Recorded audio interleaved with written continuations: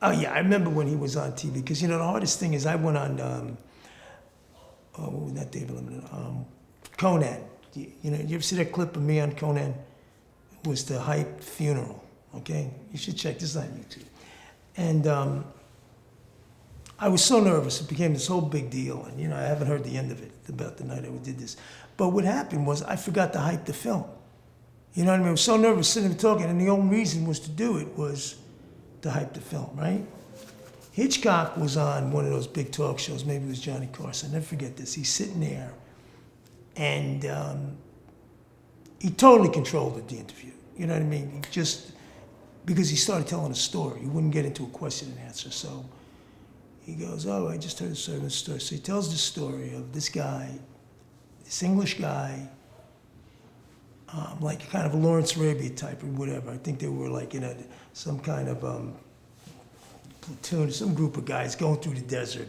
They were in bad shape. They were English guys. Come upon this incredible oasis, beautiful house, right? And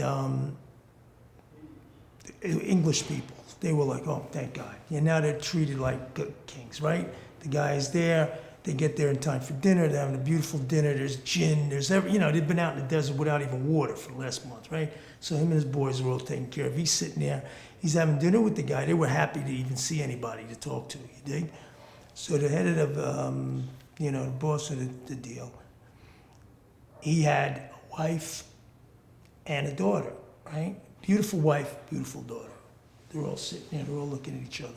Okay, so night comes, he goes to his room where it is, he goes to sleep. And everything with Hitchcock is a sex deal, right, okay? The guy's sleeping, all of a sudden in the middle of the night, somebody comes into his room, sneaks into his room, but it's dark, you can't see it. Beautiful woman. And they make love like at night, then she sneaks out. Okay, next day he's at breakfast.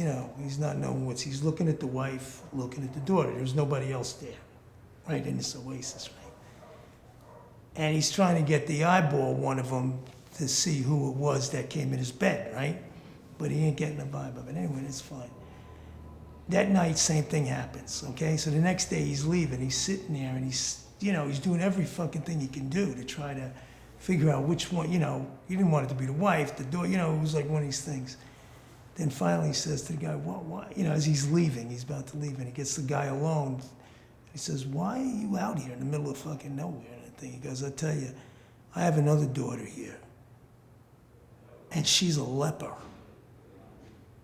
right? And with that, Hitchcock takes the poster of his movie, right? Takes the poster of his movie, puts it down so you could see it, right? Because what happened with me, listen to me, and then walks off. Okay, you can imagine, he had everybody in the palm of his hand, and now you're focused in on this poster. Because what happened with me was they were saying, okay, you come on a show and we'll show a clip of your movie, but they ran out of time and they didn't. So I basically on national TV making fucking jackass out of myself, and we don't even, you know what I mean? I'm going to really push the film. When he ends up putting the poster on the thing, you think? So.